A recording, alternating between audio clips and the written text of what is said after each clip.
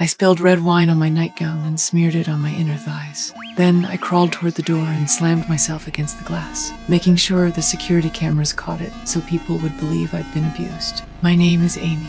I did all of this to get back at my unfaithful husband. To make the scene more convincing, I cut my own skin and splattered some blood on the kitchen cabinets. I poured the rest on the floor and spread it with my hands. Then I wiped up parts of it with paper towels to make it look like someone had tried to cover up a crime. I smeared a hammer with fresh blood and threw it into the fireplace to burn. Even so, it still wasn't enough to frame my husband for murder. I deliberately befriended my pregnant neighbor, and soon we became close. I invited her over and confided that my husband was abusive.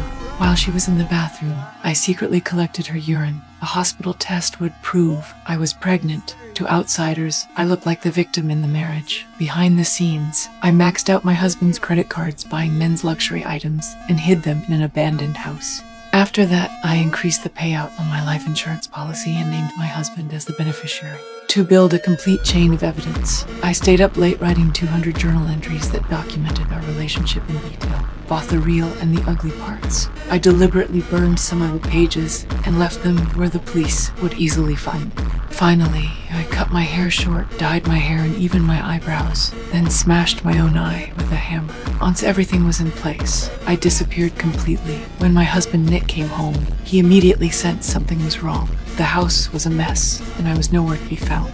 Before he could react, the police arrived. They found bloodstains on the cabinets and took Nick in as the prime suspect. But all the evidence seemed to point to one conclusion. Nick had harmed his pregnant wife for the insurance money. But even that wasn't the end of my plan.